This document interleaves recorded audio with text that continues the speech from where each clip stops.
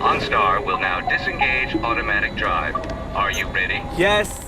Imagine being the perfect driver. You never got drowsy, you never took your eyes off the road, you could see 360 degrees around you, and you never got drunk. That's the promise of driverless car technology, and it's closer than you think. We weren't always that close. We've been talking about driverless cars since the 1930s, and back then everyone thought we'd definitely be in driverless cars by the 1960s. Safe distance between cars is maintained by automatic radio control in the world of tomorrow. Well done, Firebird 2. You're now under automatic control. Hands-off steering. Well, we missed that window by a good 40 or 50 years, but today we're closer than we've ever been before. Here we go, guys.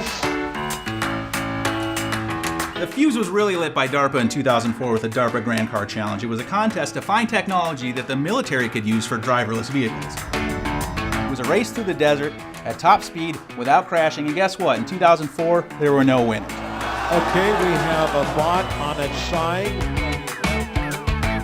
It wasn't until 2005 the DARPA Grand Car Challenge again through the desert as quickly as possible without crashing. There was a first place winner. I saw the concept first in the DARPA Grand Challenges. So we decided at Stanford to build a different self-driving car, and the unimaginable happened. It became the first car to ever return from a DARPA Grand Challenge. So Google had lured away that guy Sebastian you just saw to work on Google's driverless car technology. We've driven in cities, mountain roads, day and night, and even Lombard Street in San Francisco. We've driven 140,000 miles. People didn't even notice. As for how Google's driverless car works, it's a mixture of laser sensors, radar, cameras, and GPS. The real secret sauce, though, is the laser sensor on top of the car, which captures a 360-degree image and millions of data points every second. The reason the laser is so important is that GPS isn't quite reliable enough. GPS can't detect objects in front of you. It can't draw a map around you as you drive like the laser can. You think Google Maps is impressive? Wait till you see the maps that are produced by a bunch of Google driverless cars going around the city.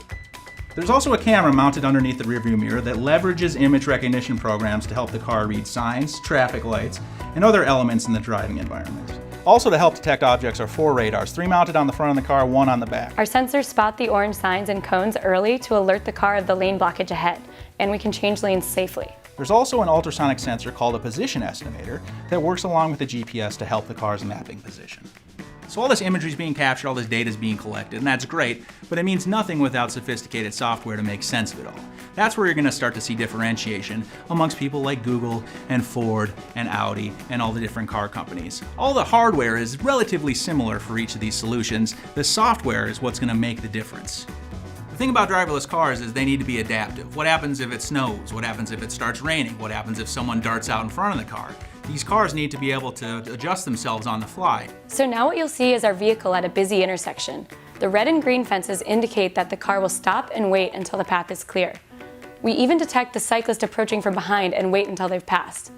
Whether you know it or not, there's already plenty of driverless car technology all around you. You have cars that can parallel park themselves, cars that'll help you stay in your lane, cars that'll warn you if you're about to hit something, cars that'll actually brake for you if you're about to hit something, and then cars that can actually valet park themselves. Take a company like Valeo that's working on cars that park themselves. Picture this, you pull up to Costco, you get out of your car, you go right into the store, and the car goes and finds a parking spot in the parking lot. That's the eventual promise. The technology is still in its early stages, but that's coming in the not too distant future. So what's the future of driverless car technology? Will we ever have fully driverless cars? The answer is yes, it's gonna happen. Just embrace it. You're not gonna have to embrace it for a while though. People wanna drive cars. People don't trust driverless cars yet. An unmanned car driven by a search engine company. We've seen that movie. It ends with robots harvesting our bodies for energy. There's a lot of legal issues we gotta get through. The first time there's an accident with one of these driverless cars, it's gonna cause a whole mess. There's gonna be a media firestorm, politicians are gonna get involved. Right now, it is against the law for a vehicle to be on the roadway without a human being driving it. People are gonna be saying, what's to be done about these driverless cars? That's why we're easing into it right now. It may not happen overnight, may not happen in a decade, may not happen in 25 years, but we're off to a good start. We just need to get comfortable with it.